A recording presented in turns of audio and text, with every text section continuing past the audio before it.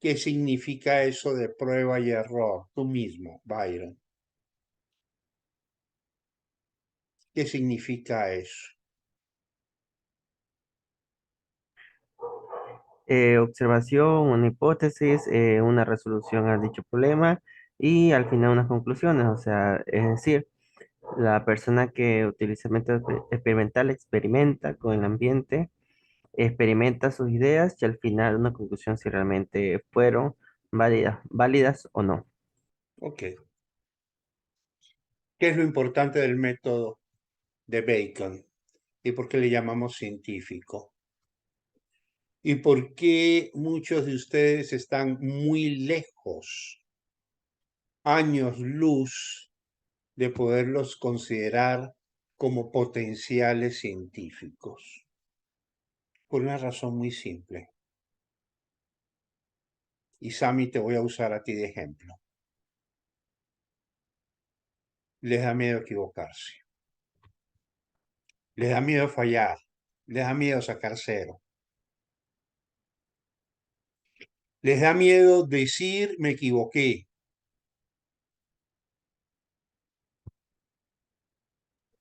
Economista, pero yo no he dicho que me da miedo decir que, o sea, No, no lo los vi único que afuera dices aquí. es no había nada. No, yo no dije que no había nadie, dije no los encuentro. Ah, ok, O sea, creo no que los eso encuentro. es ¿Y tú crees que este es diferente. el momento de buscar justificaciones? No estoy buscando justificaciones como tal. ¿Tú crees que sí? Estás buscando justificaciones del por qué no hice la tarea. Es que no lo encontré. Es que como yo pensé, es que como vi. A ver, Sammy, estamos para estudiar y las tareas se cumplen, ¿ok? Lo primero que uno tiene que hacer como científico es reconocer sus equivocaciones. Y en eso consiste precisamente el método científico. Por eso se llama prueba y error, porque es altamente probable de que nos equivoquemos.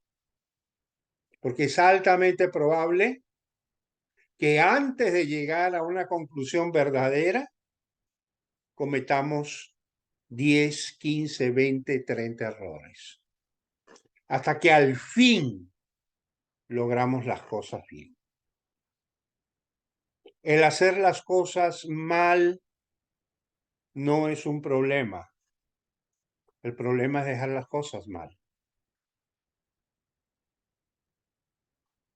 El tener miedo a sacar cero es malo. El que nunca se equivoca jamás aprende. Y yo espero que hoy estemos aprendiendo todos. Y no repitamos equivocaciones, y no que repitamos errores. Podemos cometer errores nuevos, pero no tropezar con la misma piedra.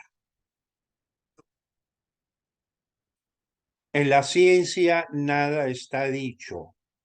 En la ciencia no existe la verdad absoluta. Todas las verdades son tales hasta que dejan de serlo. Una teoría es verdadera y válida en la medida que ayude o permita explicar una realidad. Cuando ya no pueda explicarla, esa teoría ya no sirve. La verdad absoluta no existe en la ciencia. Cuando yo era estudiante nos decían que el conocimiento se renovaba cada 20 años. Y nosotros estudiábamos 6+1 de seminario para la tesis. Y qué frustrante era adquirir conciencia de que todo lo que habíamos aprendido en 20 años habría sido superado y tendríamos que aprender nuevas cosas. Hoy esa realidad ha cambiado. Hoy ya la ciencia no se renueva cada 20 años, se renueva cada 5. En otras palabras, lo que ustedes aprendieron en el primer semestre, ya el próximo año va a ser obsoleto. Va a ser reemplazado tendrá que ser perfeccionado, tendrá que ser ajustado, porque esa verdad ya no es tan verdad, habrá cambiado. El conocimiento avanza sobre la base de la prueba y el error. Y nos vamos aproximando a la verdad sin que jamás lleguemos a ella.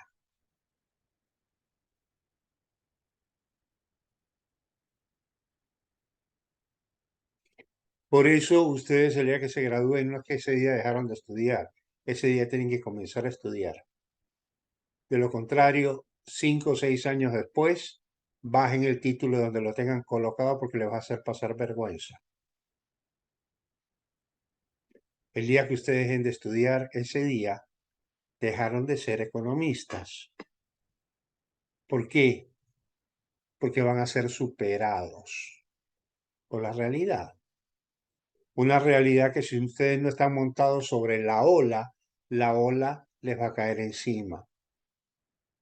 La forma de estar sobre la ola es estudiando. Entonces, no se estudia para tener un pedazo de papel, no se estudia para tener un apodo, se estudia para ser competitivo en la vida.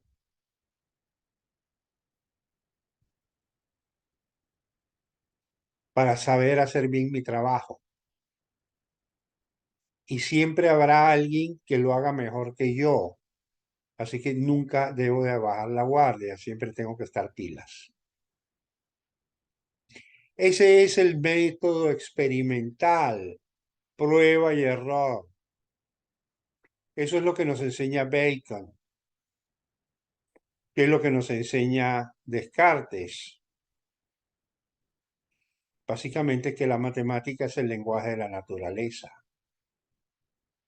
Que todo en la naturaleza puede ser expresado a través de las matemáticas, a través de los números. Y qué verdad más hermosa esa. Uno ve que todo lo podemos expresar en números. Cada uno de ustedes tiene un número que se llama el número de años. Y cada uno de esos números explica un comportamiento, explica una fisionomía, explica una etapa de la vida.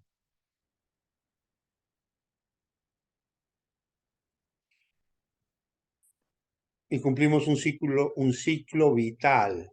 Nacemos, crecemos, reproducimos y morimos. ¿Y qué cosa es la sociedad? Bueno, la sociedad también es una sucesión evolutiva que sigue la evolución de sus células, que son los seres humanos. La sociedad crece, madura, envejece y muere. Y hemos asistido y estamos asistiendo a la muerte de muchos países. Claro, el país no muere por su nombre, o sea, no es que dice España dejó de existir, régimen Pache. No, puede seguirse llamando igual, ocupando el mismo espacio, pero ya no es la misma gente, ya no son las mismas costumbres, ya no es la misma forma de pensar, ya no es la misma economía, ya no son las mismas tradiciones. ¿Por qué? Porque la gente envejeció, la gente está muriendo y está siendo rápidamente reemplazado por migrantes que traen otra cultura, que traen otra y que en su mezcla van a generar una sociedad distinta a la que había antes. No solamente los seres humanos morimos, las sociedades también mueren. Yo nunca en mi vida me imaginé, yo he visto los campeonatos mundiales de fútbol desde el campeonato de México 70, cuando ganó Brasil. Y era facilito ver la naranja mecánica de Holanda, muchachos flacos, largos, espigados, o Alemania, con su camiseta y su pantaloneta blanca, pero todos blancos. Qué distinto es equipo de Alemania de México 70, donde todos eran blancos, a Alemania del año 2022, donde no hay un solo blanco en el equipo.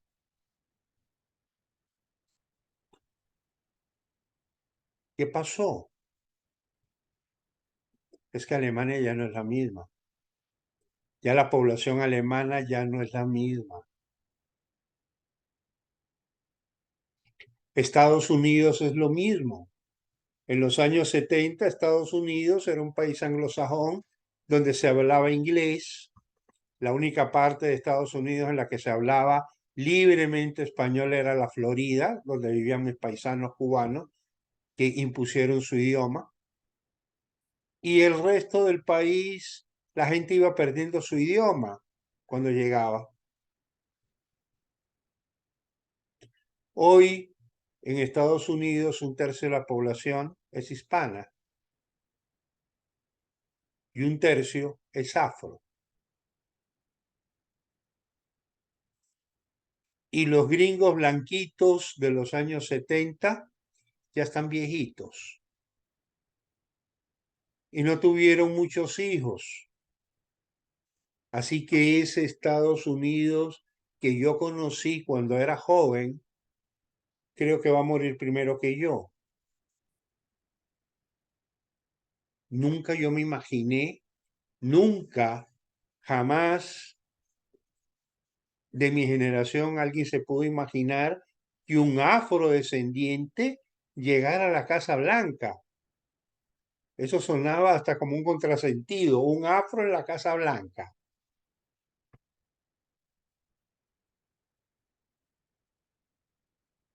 Llegó a Obama. Esos mismos afros que eran segunda clase o tercera clase en los años 60, pusieron presidente. Y en la última elección de los candidatos, habían dos cubanos. ¿Cuándo a alguien se le iba a ocurrir que Estados Unidos fuera gobernado primero por un afro y luego por un cubano? Pues sí, señor, habían dos cubanos en la pelea por la candidatura del Partido Republicano.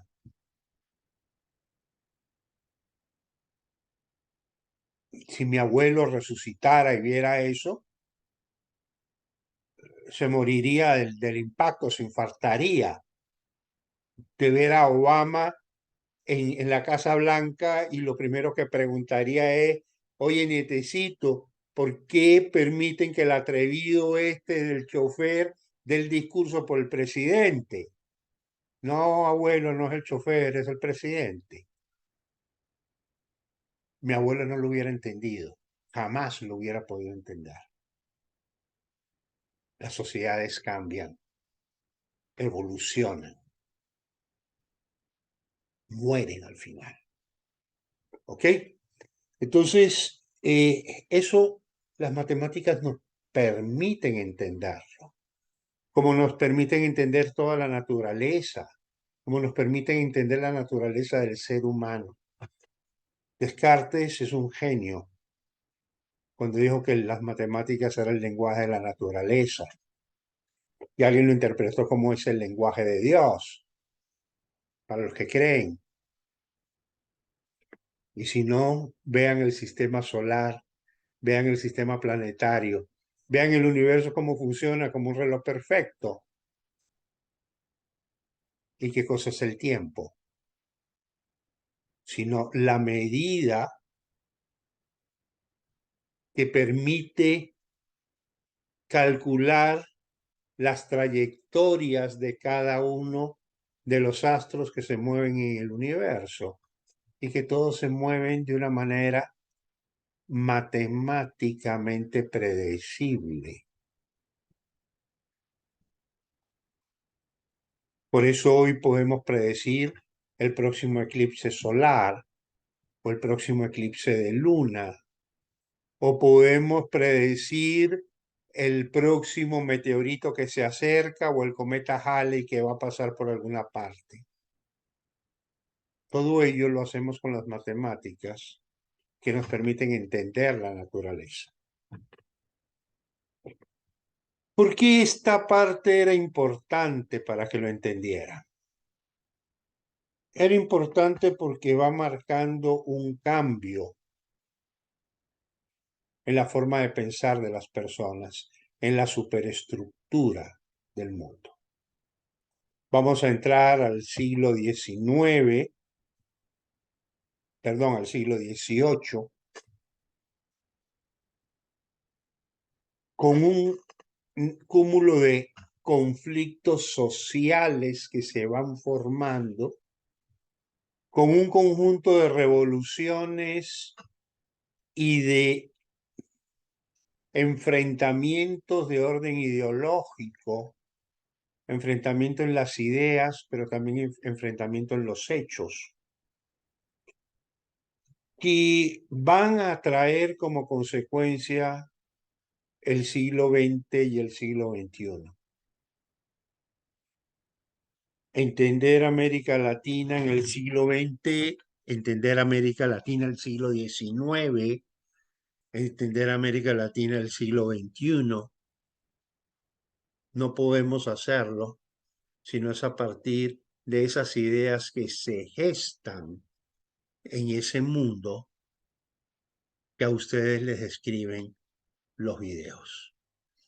Y para que entiendan el porqué de los videos, el objetivo de los videos, no es otro que entender ese mundo de las ideas.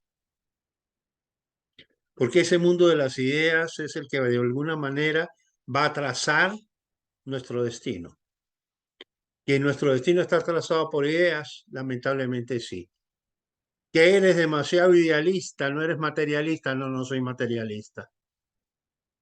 Creo que las personas no pueden hacer lo que no piensan. Y toda la construcción social se hace a partir de lo que Marx llamaba la superestructura, es decir, ese mundo de ideas, ese mundo ideológico que nos define en el cómo y el qué debemos ser. Entremos a ese mundo y de ahí proyectémonos a esas dos revoluciones que ustedes tienen en los videos.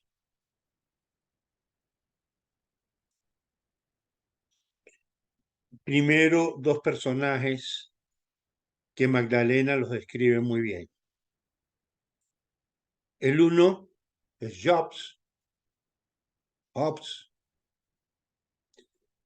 y el otro es John Locke. ¿Qué importancia tiene el pensamiento de estos dos individuos? La importancia es fundamental. Es fundamental porque va a marcar dos caminos distintos por los que correrá el mundo. Dos caminos distintos por donde correrán países como Estados Unidos, como Suiza, o países esencialmente latinoamericanos. Esos dos personajes van a marcar los caminos.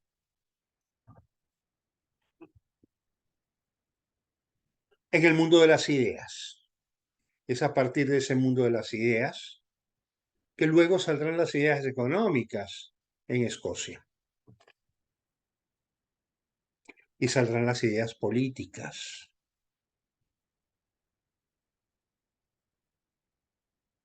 ¿Cuál es el pensamiento de Job o de Hobbes?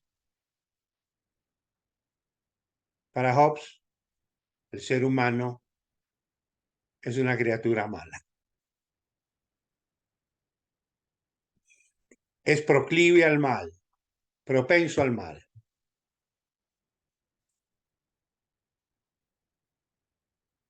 Por lo tanto, requiere de algo superior que lo controle, que lo maneje, que lo guíe, que no le permita que rebase sus propios límites. Y ese ente superior es lo que se llama el Estado. El Estado es necesario porque los seres humanos somos malos. Entonces, la función del Estado es controlar nuestra maldad, controlarnos a los seres humanos, dirigirnos, manejarnos.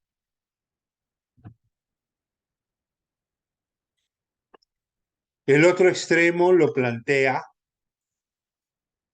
John Locke. John Locke dice, no, eso no es así. El ser humano es bueno. El ser humano es bueno y el ser humano tiene derechos.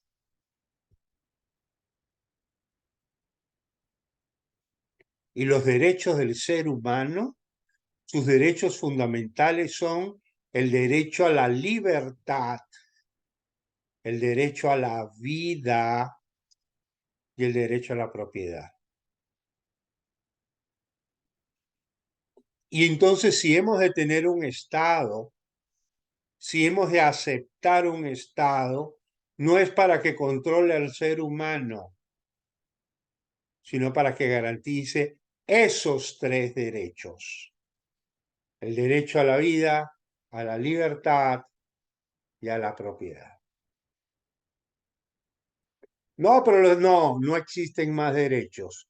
Esos son los únicos derechos que el Estado debe proteger. ¿Para qué más sirve el Estado? Para nada más. ¿Cómo protege la vida? ¿Cómo protege la libertad? ¿Cómo protege la propiedad? Pues a través de una administración de justicia, a través de la defensa del territorio y de los ciudadanos. Y para de contar, porque todo lo demás corresponde al ámbito del ciudadano, al ámbito del individuo. Quiero pedirle un favor a alguno de ustedes. Tabata, te ruego por favor, busca la Declaración de Independencia de los Estados Unidos. Cuando la tengas, me avisas.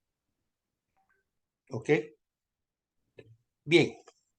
Entonces, esa es una parte de la película.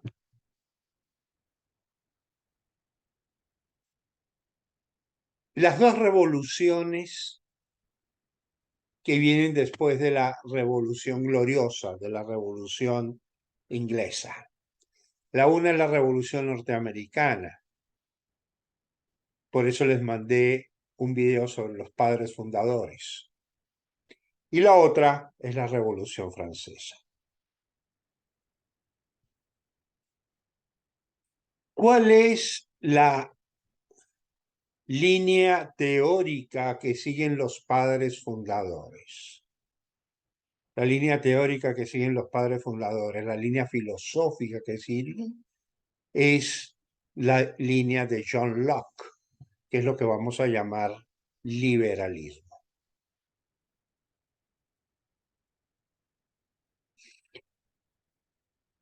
Discípulos importantes de John Locke son firmantes de la Declaración de Independencia, no discípulos directos, sino discípulos en el sentido de que son seguidores de sus ideas.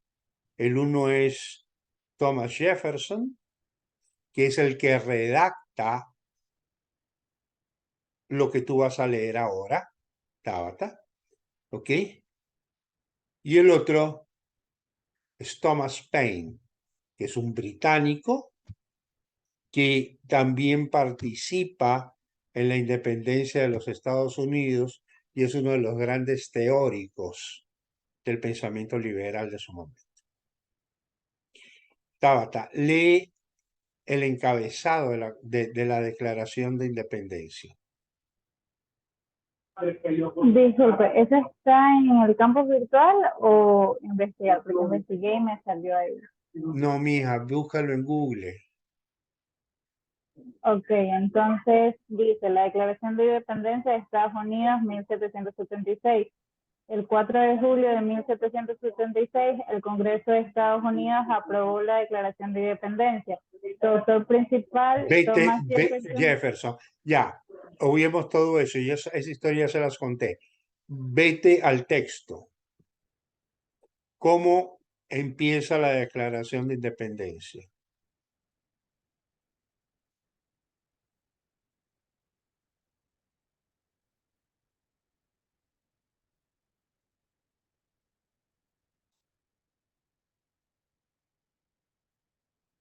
A ver, alguien que la,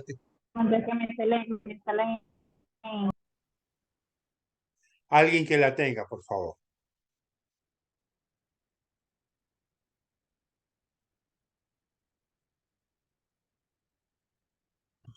Puede decir que la Carta de Derechos, bueno, voy a hacer énfasis porque como mencionó que tienen una teoría filosófica, la declaración hace énfasis en dos temas, derechos individuales, el derecho de revolución, dice que estas ideas llegaron a ser Pero ampliamente aceptadas por los no, estadounidenses. no, estás leyendo un comentario. Ajá. Quiero que leas el texto de la Declaración de Independencia. La Carta de Derechos protege la libertad de expresión, la No, libertad mijita, religiosa. no, No. eso Eso yo no. encontré algo, pero no sé. A ver, Yo, Rosario. yo también encontré. Todos los hombres son creados. Nosotros, Sigo leyendo. léelo, no es que yo te acabo de decir cómo comienza. Comienza como nosotros. Sigue leyendo. Esto es verdad, que todos los hombres somos creados. Pero, ¿sabes qué, Tati? No te entendemos. Está lloviendo, profesor. Está lloviendo. Todos los hombres son iguales. A ver, alguien que la tenga.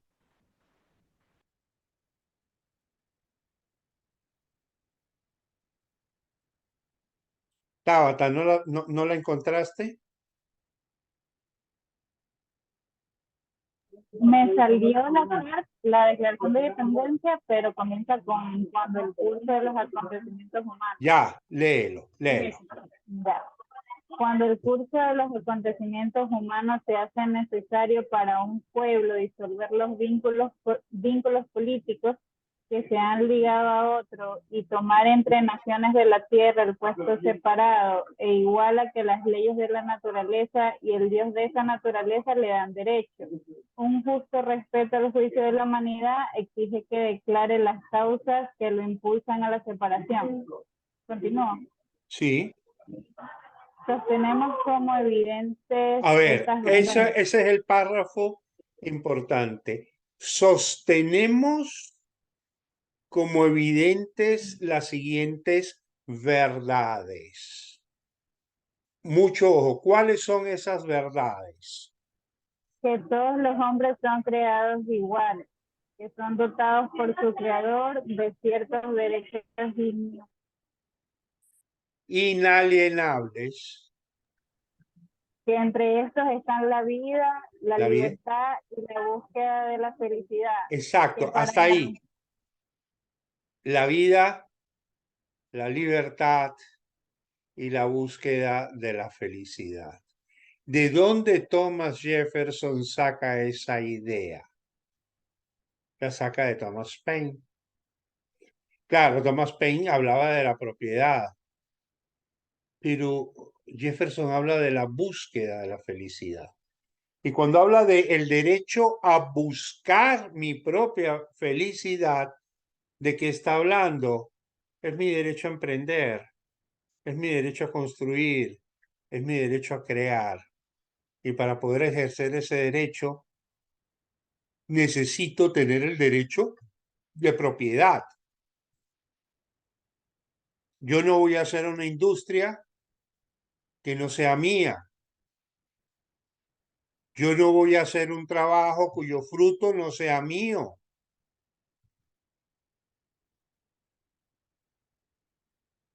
¿Qué significa buscar la felicidad? Significa esencialmente ejercer el derecho de libertad para hacer de mi propia vida lo que yo quiera. Y para ello el derecho a la propiedad es fundamental. Entonces, si ustedes se dan cuenta, la Declaración de Independencia de los Estados Unidos casi aparece escrita por John Locke, que ya había muerto 100 años antes. No son ideas de Jefferson, son ideas de Locke, que Jefferson las toma, las actualiza y agrega a ese derecho de la búsqueda de la felicidad. Y ese derecho es bien interesante, porque Jefferson no dice que yo tengo derecho a que el Estado me haga feliz. Él reconoce que la única persona que me puede hacer feliz soy yo mismo. No es una obligación del Estado hacer felices a los amargados. Es una obligación del Estado permitir que quien quiera ser feliz pueda hacerlo, pueda buscar la felicidad. Es decir, no es un derecho de que el Estado debe de darme. Por eso al principio dice, los seres humanos somos creados iguales y dotados por la naturaleza. Es un poco bíblico, es un poco evangélico. No sé, para los que tienen sentimientos religiosos y alguna vez han leído la Biblia, han leído la famosa parábola de los talentos. ¿Ya? La parábola que usa Cristo de los talentos. Este párrafo de alguna manera se inspira en ello, porque dice la naturaleza nos ha dotado de talentos y tenemos derecho a usarlos libremente, emplearlos libremente, invertirlos libremente, buscando qué cosa, un provecho.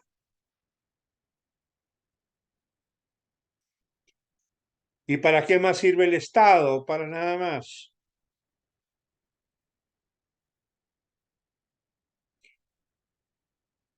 Todo atributo que se le da al gobierno es una libertad que se le quita al ciudadano. El gobierno no está para oprimir al ciudadano, el gobierno está para obedecer al ciudadano. El gobierno debe ser obediente. El ciudadano es el que manda, el gobierno es el que obedece. Y esa es la razón del por qué ustedes ven en Estados Unidos los fenómenos que habíamos estado analizando. Por ejemplo, los centros políticos son centros demográficamente insignificantes, perdidos en algún pueblo que nadie sabe qué rayo es ni cómo se llama. Ya lo veíamos. Cómo nace Washington, la capital de los Estados Unidos. Nace por iniciativa de George Washington, porque la capital primero había sido Filadelfia, luego fue mudada a Nueva York. Pero dentro de las ideas de Washington estaba de que la capital debería ser un territorio neutral. Así que pide al estado de Virginia un pedazo de tierra, pide un pedazo de tierra a Maryland, y de estos dos, de este pedacito de tierra que le ceden, crea el Distrito Federal, que luego se llamará Washington, no por propuesta de George Washington,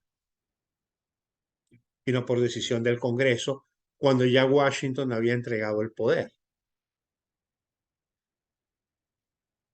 Y ya era un granjero más. Esa es la esencia. ¿Por qué esa ciudad tan pequeña? Porque es que la política no puede crecer, porque el Estado no puede crecer, porque el Estado no puede convertirse en un parásito de la sociedad civil.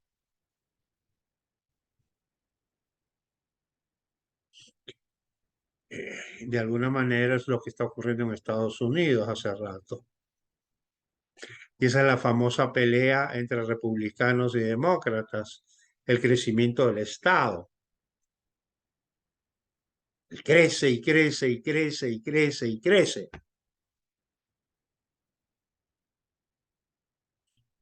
Washington, si se levantara de la tumba y viera lo que ocurre ahora, pues se volvería a caer muerto. Cualquiera de los padres fundadores. Ya, porque es un panorama muy distinto al que ellos imaginaron. Ellos encerraron la capital. Hoy la capital se desborda. Entonces parte del gobierno federal está en Virginia, parte del gobierno federal está en otros estados que están alrededor, en Maryland, ¿ya?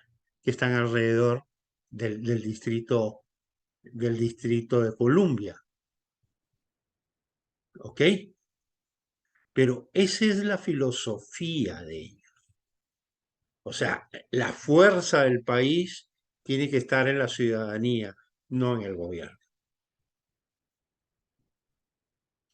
Son los ciudadanos los que tienen que construir el país, no el gobierno, no los políticos. Ese pensamiento viene de John Locke. Saltemos ahora a la Revolución Francesa, que es el otro tema que yo les pedí sobre los videos.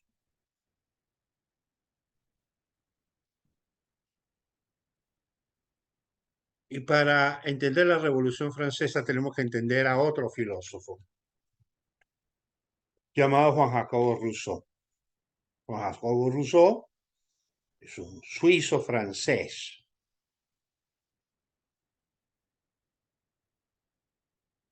Él recoge mucho las ideas de Platón, del griego Platón. Y para que ustedes vean que socialistas ha habido en toda la vida y no son nuevos, el problema es que Platón era enemigo de la propiedad privada. Y ese era el gran contrapunto entre Platón y Aristóteles. ¿Y qué es lo que nos dice Juan Jacobo Rousseau? Pues que el hombre es bueno. Hobbes no tiene razón. El hombre no es malo, el hombre es bueno.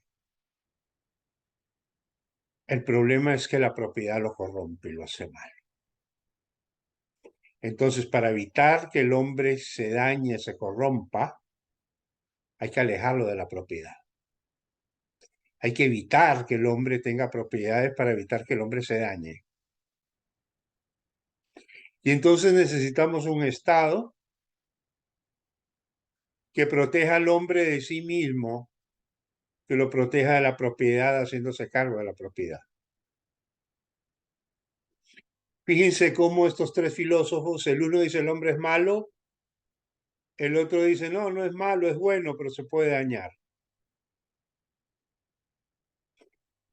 Si metemos en este juego de ideas a Thomas Jefferson,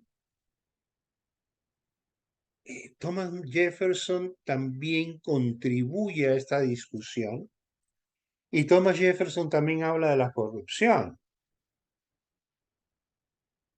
Para Rousseau, la propiedad privada era el origen de toda corrupción, pero para Jefferson no. Para Jefferson el origen de toda corrupción es el Estado. Por eso hay que mantener el Estado apretado. Por eso es que al Estado no se le puede permitir crecer. Por eso al Estado no se le pueden dar más atributos de los que necesita la sociedad. Porque en la medida que el Estado crece, la corrupción crece. En la medida que el presupuesto del Estado crece, la corrupción crece. En la medida que las atribuciones que la sociedad le da al Estado, también la corrupción crece. Fíjense ustedes esas dos posiciones. Y si ustedes las extrapolan al siglo XXI, se van a dar cuenta que es exactamente las mismas que hoy se discuten. ¿Qué discuten hoy aquello que se llama izquierda? Es la propiedad privada la que daña todo. Hay que luchar contra la propiedad privada, hay que acabar con la propiedad privada. Todo tiene que ser público. ¿Qué es lo que dice aquella corriente que identificamos como derecha? Lo que corrompe es el Estado. Y hay una razón para decirlo. El hombre es bueno, como decía Rousseau, y es bueno, como decía Job. Pero cuando al hombre le entregamos algo más, administrar algo más, que él no lo ha sudado, que él no lo ha trabajado, que él no lo ha sufrido, sino que es el fruto del trabajo y del sufrimiento y del sudor de otros, el hombre tiende a corromperse. Tomamos a un fulano que puede usar sotana si ustedes quieran para que sea el ejemplo de limpieza. Espérame un segundito, Moisés. Y entreguémosle 30.000 millones de dólares, que es el presupuesto nacional del Estado, a ver qué pasa. Si no se siente tentado a. Y de pronto él es muy honesto y se siente muy seguro de que él no va a hacer nada malo, pero se va a tener que rodear de gente. Y tarde o temprano no va a faltar aquel cercano o lejano que decida pellizcar un poquitito eso que no es suyo, que a él no le ha costado sudarlo, pero que tampoco le cuesta metérselo al bolsillo.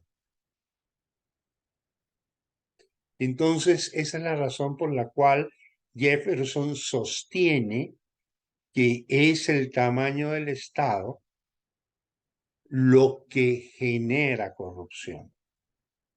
Pero no solamente el tamaño del Estado, es el poder concentrado en pocas personas. Y por eso es el federalismo, porque en el federalismo el poder está diluido territorialmente. Una sola persona no tiene el poder lo tienen muchas personas en distintos territorios y cada una está cerca de su pueblo, está cerca de su gente, que es la que lo controla. Yo que vivo en Salinas no puedo controlar lo que pasa en Quito, pero sí puedo darme cuenta de qué es lo que está pasando en el municipio de Salinas, por ejemplo. Porque vivo acá, porque estoy viendo todo. Porque como ciudadano puedo ejercer mi derecho ciudadano a supervisar. Y por eso el federalismo de Jefferson. El gobierno dividido, el poder del Estado dividido. Nadie con un poder muy grande.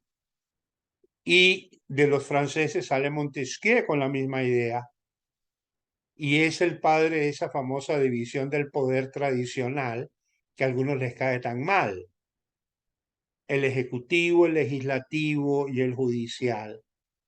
3 divisiones del poder del Estado donde nadie, absolutamente nadie, puede controlar más que lo suyo. Y a su vez, entre los 3 se controlan entre sí.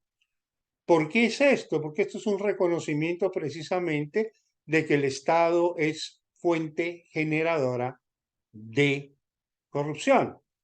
Entonces, la mejor manera es de que entre ellos mismos se controlen, pero se controlen siendo opuestos, no siendo una misma gallada. Por eso deben de ser independientes. ¿Ok? Entonces, ahí tenemos una posición liberal, pero en Francia surge otra posición ya en la Asamblea Francesa. En la Asamblea Francesa vemos distintas posiciones. Vemos a los eclesiásticos, ¿no es cierto?, que son esencialmente monarquistas. Vemos a la nobleza, que son monarquistas. Pero los grupos esencialmente opuestos no tienen nada que ver con la nobleza ni tienen nada que ver con la iglesia.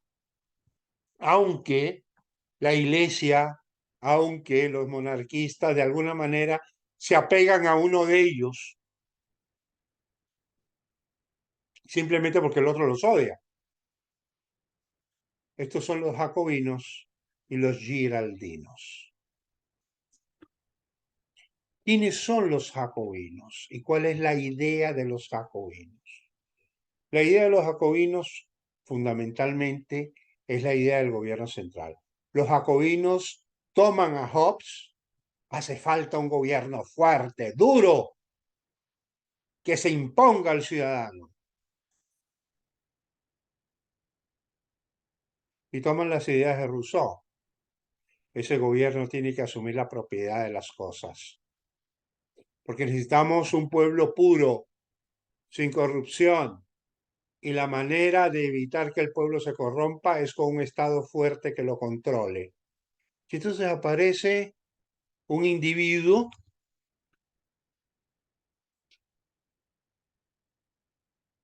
llamado Robespierre. Googleen quién rayos era Robespierre. Bueno, fue el líder de los jacobinos.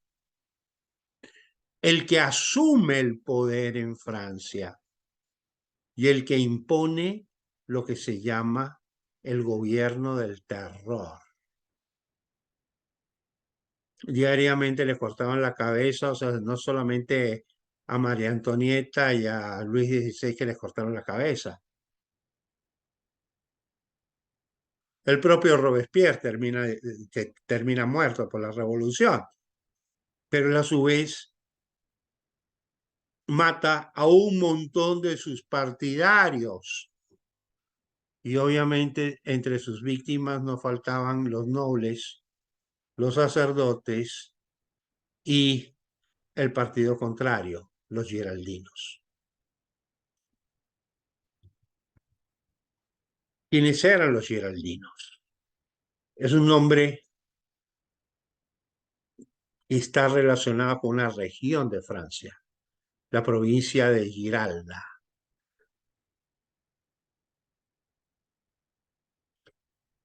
Cuya capital es el puerto de Burdeos, que en ese momento era el puerto más importante de Francia.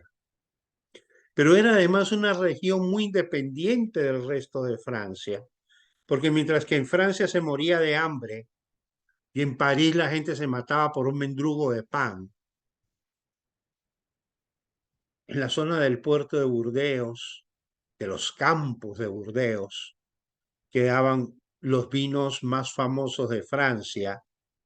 Había comercio, había industria, había intercambio comercial. Y entonces Burdeos comerciaba con Holanda y Burdeos comerciaba con Inglaterra y Burdeos comerciaba con esas 13 colonias que recién se estaban declarando independientes. Y mientras que Francia se sumía en el caos, Burdeos no.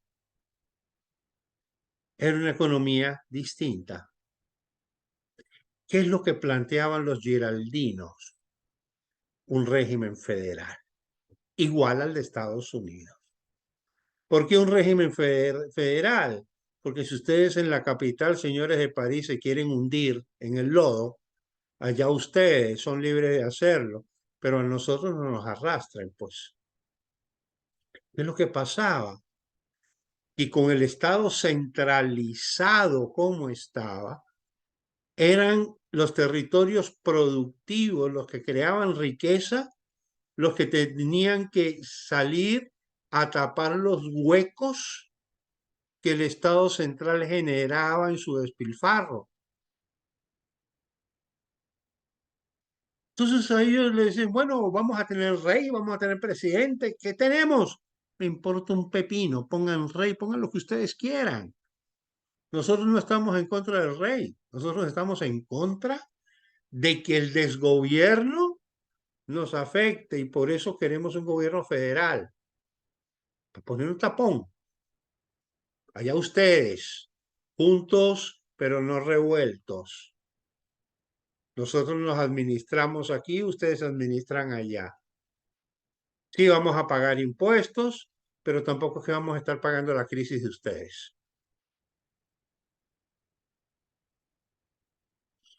Una posición muy parecida al de Estados Unidos. Coincide que en la asamblea, como todos se sentaban juntos como grupo, pues a la izquierda de la asamblea se sentaban la gente de Robespierre y su gallada de, ¿cómo que se llama? Ay, ¿cómo fue que les dije? Bueno, y a la derecha se sentaban los giraldinos. Y entonces, de pronto, eso trajo una identidad que hasta hoy llega. La izquierda y la derecha. ¿Qué identidad tiene la izquierda? ¿Qué ideas son las que prevalecen en la izquierda? El gobierno centralizado, el gobierno grande, controlador de la economía, controlador de la vida ciudadana y la reducción de la propiedad privada. En el caso del comunismo, la eliminación de la propiedad privada. ¿Qué es lo que plantea el otro lado? La reducción de la incidencia del gobierno en los ciudadanos, la libertad de emprendimiento y la administración descentralizada, llegando al federalismo. El extremo de federalismo que ustedes encuentran en el mundo es el Estado suizo, donde cada cantón es soberano, reconocido por constitución. Es decir, tiene sus propias leyes, se maneja a su cuenta y hay una parte que sí la manejan entre todos como federación. La parte de defensa, el sistema de relaciones exteriores, pero educación, salud y un poco de cosas más se manejan a nivel de cantones. La Constitución suiza tiene muchos parecidos con la Constitución norteamericana. La próxima clase vamos a leer algo de eso. ¿Ok? Y es por si acaso el país más civilizado del mundo. ¿Ya? Entonces, de ahí es que nace izquierda y derecha. Izquierda, los jacobinos. ¿Quién es el que finalmente se hace con el poder en Francia? Un jacobino. Napoleón Bonaparte. Él es el que se hace del poder en Francia. Primero como cónsul, luego él mismo se corona emperador. Dios me dio esta corona, ay de quien me la toque. Francia hasta hoy es el país más centralizado de Europa. Y eso le quedó a la Revolución Francesa. Hasta ahora no logran zafarse de eso.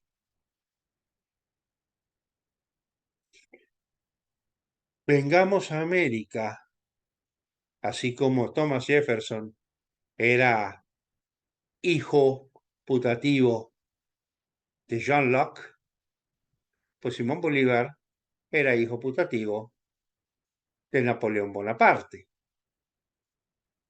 Presenció sus dos coronaciones. Y créanme, aguantarse dos coronaciones, él no se las perdió. Estuvo en Francia, en Notre Dame, en la coronación de Napoleón como emperador, y estuvo en Milán, en la Catedral del Duomo, en su coronación en Milán. Bolívar era un admirador de Napoleón. De hecho, la Constitución de Perú, la Constitución de Bolivia y la Constitución colombiana de 1828, que jamás entró en vigencia, era la copia, casi, yo diría, el plagio de la Constitución napoleónica.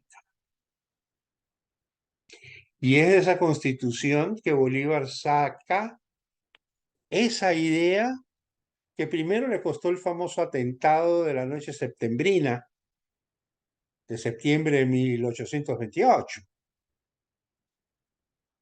cuando entran a matarlo y dicen que Manuelita pues lo salva y bla, bla, bla. O sea, él lo entran a matar no por gusto, lo entran porque él impone una constitución donde por constitución él quedaba como presidente vitalicio.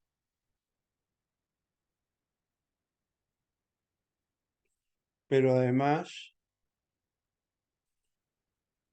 con rumores que se corrían y que tienen su fundamento histórico de que estuvo tentado a coronarse rey. O sea, si no fue por gusto. Y las dos constituciones pueden ustedes buscarlas en internet y leerlas. El Congreso elegirá por una sola vez al presidente de la República, elegirá al vicepresidente que durará 4 años.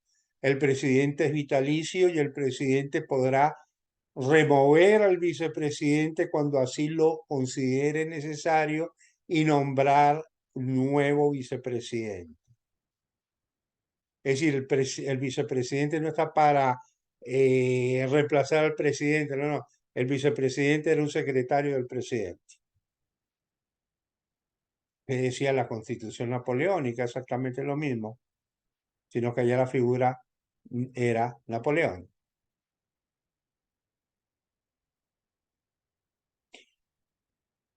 América Latina, porque Napoleón no. Bolívar no es el único. México nace como un imperio, con un emperador, Iturbide. Y no contento con eso, cae Iturbide, viene un proceso revolucionario medio republicano y terminan con Maximiliano nuevamente como emperador. Y Brasil nace como imperio. Pedro I. Y Haití, en esa isla habían 2 imperios. Entonces, fíjense ustedes cómo de la Revolución Francesa van saliendo herencias ideológicas que se discuten en América Latina, que se imponen en Estados Unidos un liberalismo. En América Latina el liberalismo se impone en Argentina después de 1853 hasta 1916. Y es la época en que Argentina se coloca como el país más rico del mundo. Pero ya después de 1916 entra en las famosas corrientes populistas de las que no ha logrado salir hasta ahora. Y no con Perón, sino antes. Brasil nace como Estado federal. Venezuela en algún momento también es un Estado federal, Estados Unidos de Venezuela.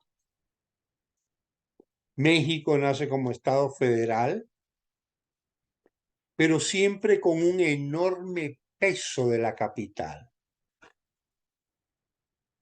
¿Cuál es el problema de Argentina? El peso de la capital sobre el resto del país. La provincia de Buenos Aires y los privilegios de la provincia de Buenos Aires sobre el resto del país. Brasil crea una nueva estructura, crea una nueva capital, que es Brasilia, que es construida en los años 50, si no me equivoco, 50, 60. Antes era Río de Janeiro. Y esa estructura federal, en cambio, en Brasil ha permitido el desarrollo del sur de Brasil. Brasil tiene un sur muy desarrollado, con ciudades muy desarrolladas, con altos niveles de vida, pero en cambio tiene un noreste extremadamente pobre. Entonces la fórmula en realidad no ha resultado igual para todos,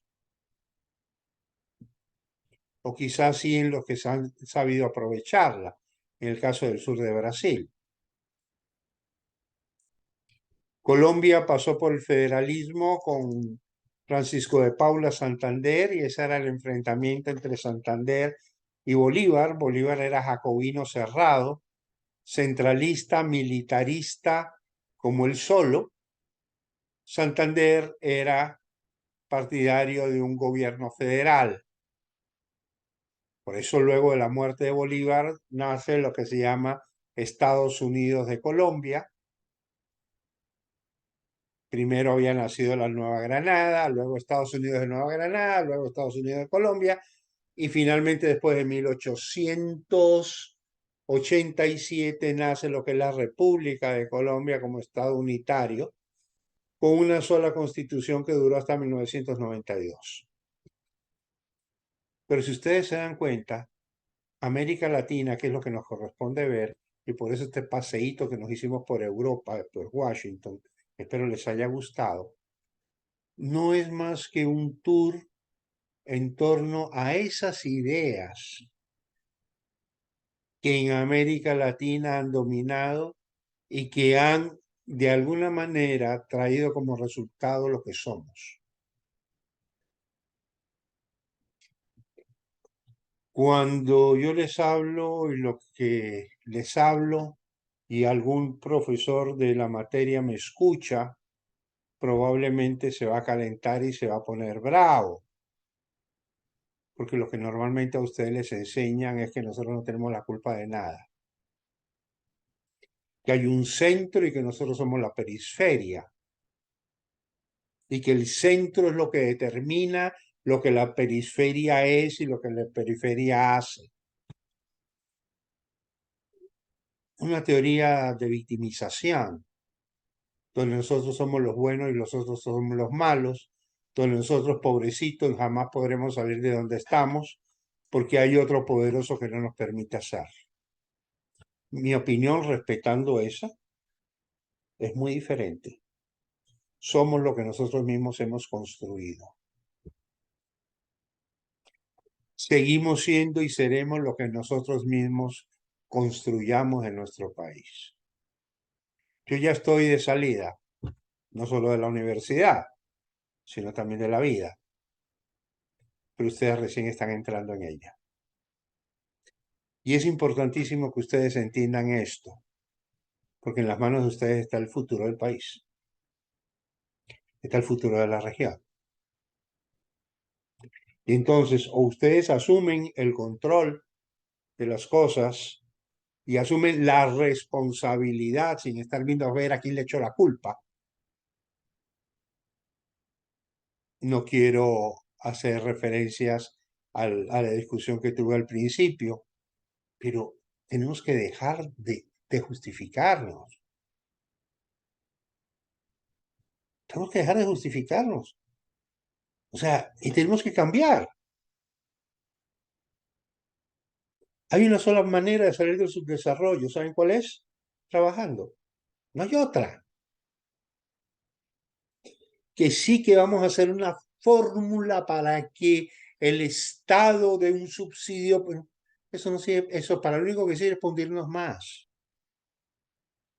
La única manera de salir de la pobreza es creando riqueza. Y la única manera de crear riqueza es trabajando. No hay otra. No hay otra. No hay por dónde. Steven, tú querías decir algo. Sí, economista, una consulta. Nosotros con usted tenemos, hasta donde tengo entendido, los exámenes son la próxima semana. Ya, Lamentablemente. yo quería consultarle a usted si van a ser la primera o la segunda hora. O sea, el examen. Mira, el examen es a la hora que nos determine la autoridad de la facultad. Te explico por qué. Ustedes son, aquí veo 39, pero son cerca de 60. Falta la mitad. ¿Ok? Entonces, nunca falta entre todos que no, es que el horario decía que el examen era a las 9 y usted lo tomó a las 10.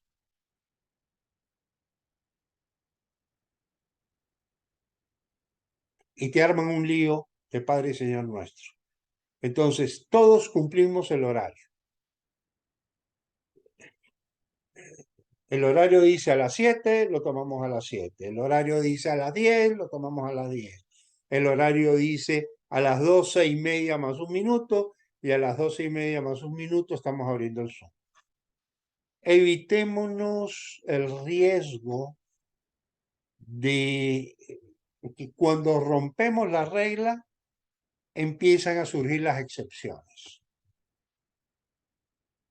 Y no digo de Bueno, todos ustedes, los respeto mucho, pero nunca falta aquel que justifique el que me fue mal porque usted cambió la hora. Entonces yo no voy a cambiar ninguna hora. bueno, economista. Y otra cosita. Las clases sí se las puede ahí subir todas ahí para revisarlas. Ayúdenos con eso, por favor. Sí, sí, sí, sí, sí, sí, sí, sí, ¿cómo que sí? ¿Cómo no que sí? Y el Bueno, material que les subí, les voy a subir también material de lectura, es para el examen, que son las bueno, mismas clases. Es material que corresponde a las mismas clases. ¿Ok? ya. Y otra consulta, economista, con respecto a los videos, nosotros vamos a tener que hacer un video, una explicación, una tarea, ¿cómo es eso? Quiero que primero me armen un grupo, tú coordíname grupos de 3. ¿Ok? Grupos de 3. Y entonces, el material que ustedes vieron en los videos, quiero que lo sinteticen todo en un solo video. Pero cada grupo hace el suyo. No es que Todos hacen los uno videos. solo para todos. Es el mismo tema para todos. ¿Ya? Por eso No digo, se trata de sintetizamos. sintetizar hoy. Mire, hoy yo les hice el video. Hoy yo les hice el video. Solo que quiero que el video no sea más allá de 10 minutos. Son Ya, 3 minutos para cada uno, de los cuales 30 segundos de introducción y 30 segundos de conclusiones. ¿Ok? Pero yo hoy les hice el video, porque no se trata de que usted diga, al fulano de tal dijo tal cosa y eso me parece bonito y esto me parece... No, no, no, no. La esencia de las ideas, causas y efectos. Como esto de aquí, como estas ideas nos conducen a este mundo actual. Alison, querías preguntar algo. Sí, entonces en conclusión, los videos son para gestionar, si no me equivoco, la asignación que está en el Moodle, el cual consiste en hacer el video en grupos de 3 personas, En grupos de así como 3. usted acaba de hacerlo, desarrollarlo como que una breve explicación en el video en el que tienen que constar los 3 integrantes Exacto, los 3 tienen que específicamente. hablar, hablarán 3 minutos y tendrán una introducción y tendrán una conclusión. 30 segundos para eso. ¿Ok? Eso para poderlos ver todos, mija. Porque de lo contrario no los voy a poder ver. ¿Ok? Por eso le tenemos que poner límite. Bien, chicos, Steven, por favor, ayúdame, coordina tú la lista y luego me llamas. ¿Ok? ¿Listo? Bueno, Coordíname lo de economista. los grupos. Ok, Listo. chicos, que tengan una feliz noche. Esperen un segundito, que es que me estoy despidiendo. Y sí, ya es hora. Nos vemos. Esta es la primera hora que termino a las 10 en punto. Siempre me paso. Un abrazo para todos. Sammy, no te sientas mal por lo que te dije. Aquí estoy. En realidad no te estaba hablando a ti, le estaba hablando a todos. Ok, listo. No ¿Ok? se preocupe. Buenas noches. Un abrazo grandísimo. Y préndeme la cámara la próxima, ¿quieres? Así tengas carita de Ok, brava, no me listo. importa. Ok, ok. Ponme carita de brava. Yo no me voy a resentir por eso. ¿Ok? Ok. Un abrazo a todos, los quiero mucho. Son mis hijos. Cuídense. Gracias, hasta luego.